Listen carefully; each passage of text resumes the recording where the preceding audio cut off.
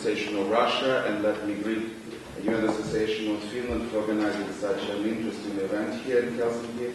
And I'm personally very glad to be here, as I have a lot of friends here in Helsinki, and we do a lot of projects together for 15 years, and I like and I love Finland very much. So, from the next information that I will give you, I think that you will be able to understand the logic of Russian policy on Syria. So, accept this information in this way. Since March 2011 up to the present moment, Syria has been suffering confrontation of the ruling power and the opposition. During this period, lots of events have happened in Syria, as well as in the whole world. To be more specific, in the Security Council of the UN, there have been continuous debates throughout the entire history of the conflict between Western and a number of Arab countries on one side and Russia and China on the other. Here is the former strife for the resignation of the President Bashar Assad, thinking that will stop violence. The latter beware that external interference in Syria and the forfeit of national identity will lead to spreading the conflict. The current international contradictions are seriously hindering elaboration of the means of regulations of the conflict, as unfortunately not all the countries are ruled but impartially in development ways of settling the existing Syria situation. From the historical viewpoint, Syria used to be one of the most advanced Arab countries, which used to boast quite a high degree of the freedom of its citizens. Now, however, one can picture a most interesting situation. Countries with absolute monarchy, such as Qatar and others, are frequently standing for democratization of Syria. The question is, what is the logic of their interference in a foreign internal conflict aiming at promoting the regimes which they are themselves do not support? At present, we are witnessing the fact that the Syrian opposition is getting powerful backing from outside. Regretfully, the countries advocating opposition do not bring to notice that their activities not only hinder achieving peace in Syria, but also violate Article 2 of the United Nations Charter. Let us turn our attention to the fact without drawing any conclusion. To begin with, look at the activities of the Arab League. As soon as a relatively objective report was made and Syrian government officials expressed their access to raising the mission, it was soon folded up without explaining the reason. Next goes to the plan of Kofi Annan. The situation practically repeated itself as soon as Syrian authorities started to fulfill this plan, which even had some positive effects, when there appears pessimistic notes in favor of failure of the plan of Kofi Annan mission. The result followed immediately. Then came new outbreaks of aggression and violence. Next was decision on sending to Syria the UN observers. But soon after they were rolled in, we again heard that this mission was not successful either. Then, one has to mention the meeting in Geneva. On achieving consensus, which was further fixed in a communiqué, the official Damascus agreed to work on the basis of the mentioned agreements. Bashar Assad appointed an official negotiator with the opposition. Shortly, some officials started to claim that the Geneva agreements can only be accomplished in the case of resignation of Assad, and that the UN Security Council has to forward an ultimatum on Chapter 7 of the UN Charter concerning Syria, which in fact means rejecting the Geneva agreements. 2 days after the Geneva conference in Istanbul, there was a meeting with the Syrian opposition which passed a document which did not even contain a hint on Geneva communiqué. Instead, the document demanded the resignation of Assad and passing resolution Chapter 7 of the UN Charter. It should be said that some Western politicians have repeatedly come out with statements concerning total communicational and economical blockade of the official Damascus, of which the conclusion should be drawn that they do not agree to the dialogue with the Syrian regime, which in turn means the call to the civil war and non-fulfillment of the Geneva Agreement. We think that the present stand of the West is leading to a situation similar to one in the Libya. There is complete indifference towards the complexity of the political situation. There is no stability, and what is more, there is a place for active terrorist activities. Analyzing the above-mentioned facts, one can come to a distressing conclusion. As soon as there appears a small clearance in the resolution to the Syrian problem, there appear certain complaints on the part of some representatives of the global community. However, attention should be paid in the fact that further developing conflict within the country could be forwarded by the process which will affect absolutely negatively the situation within the neighboring territories, which in its turn may result in restructuring of both the regional and the world safety. As a result, we may lose control over the Syrian and Israeli border. Also, there is a threat that the situation in Lebanon and other countries of the region may turn to the worst, and the most critical consequences might be the exacerbation of the contradictions within the Islamic world. We all aware of the entanglement of the religious and ethnic constitution of the Syrian population.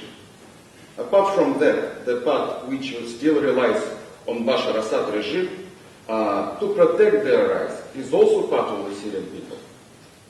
It is for this reason that the Russian part keeps outlining that before the format of the future Syrian government is agreed upon, it is absolutely necessary to come an agreement on strong guarantees concerning maintenance of the rights of religious, ethnic, and other minorities. It is only after that all other items could be discussed. It is the most essential questions.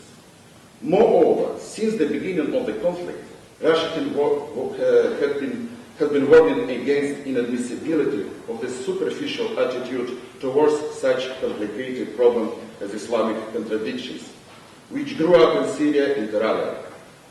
It is worrying that this antagonism may get even worse and it may result in extremely sad after effects. With reference to this, we are advocating giving a hand to all the Muslims in executing the provisions of Amman Declaration, which was approved in 2005 by the Conference of Major Islamic Scholars under the chairmanship of the Jordan King Abdullah II. It says, if you are Muslim, no matter whether you are Sunni, Shia, or else, if you believe in Allah, you should act in such a way that your brothers are not your enemies. This refers not only to Islam. Anyway, we are in favor of civilized dialogue, and we are closely cooperating with Arabic and other Islamic countries, promoting the moral values of the international relationship. Back to Syria. Attention should be directed to the statement declaring the position of a new chairman of Syrian National Council, Abdel Basset, which was articulated at the meeting with the head of Ministry of International Affairs of Russian Federation, Sergei Lavrov. The viewpoint is that Syria is suffering a revolution. Then, it is not clear how the end is connected with it. The Security Council is not concerned with revolutions. They have to decide whether they continue solving problems by means of revolutions, with international institutions not interfering in internal affairs, or listen to the means suggested by the global community and stop bloodletting. At present, it is evident that some countries seriously prevent achieving peace in Syria so soon. They are doing this by supporting their position, which contradicts the purpose of protection to the peaceful population. It seems that this is all done to achieve the mercenary interest in a huge regional geopolitical game. In this case, you cannot help taking into account Iran, as far as many of the Western and Middle East countries are concerned with the neutralization of its viewpoint. Quite recently, the United States have again accused Russia of the slowdown in the settlement of the Syrian conflict. They have declared that helping their position, they are trying to draw near the day when Bashar Assad will abandon his post, thus ceasing outrage in the country. Meanwhile, Bashar Assad will abandon his post, thus is not going to discard the duty of the head of Syria, for sure. This is not because the Russian part is protecting him, but because behind him is a considerable part of the country population. In return, for us it does not make a big difference who will be in power in Syria. The important thing is this power is elected by the Syrian people freely, without any pressure from outside. All the rest is up to the Syrian people. We will accept any alternative. It should be also taken into account that Russia declaiming against both the regime and the opposition for the violations which are on their hands and head. Speaking about the statements made by the US, we think that of primary importance is striving for the cooperation in achieving consensus between the UN participating countries on the Syrian conflict, not wasting time on finding out the contributors to the slowdown in settling the conflict. For the present moment, latter is a mere waste of time. It should also be reminded that one of the major decisions achieved in the framework of the Geneva Conference in Syria lies in ceasing outrage, both on the part of the government forces and the opposition. The Russian party is honestly adhering to the Geneva Agreement on cooperation with Damascus and with the opposition. However, we are facing the disregard on the part of our Western and number of regional colleagues, who, by the way, have a considerable influence on the activities of the oppositional groups. Now our Western partners are violating the undertaking obligations. This is manifested in the claim on the Syrian government to unilaterally cease military actions and to withdraw armed people and armament from cities. Only upon fulfilling these stipulations will they apply these requests to the opposition, asking to cease military actions. Let us consider this situation theoretically and admit that all forces of the regime were withdrawn from Syrian cities and all the claims of the West were unleashed. Is there anyone who relies on the ambitiousness of opposition?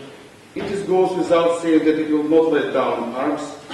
Moreover, it will take control over the cities in the same way as it happened last fall when it attempted to accomplish the League of Arab Nations plan, Arab States plan.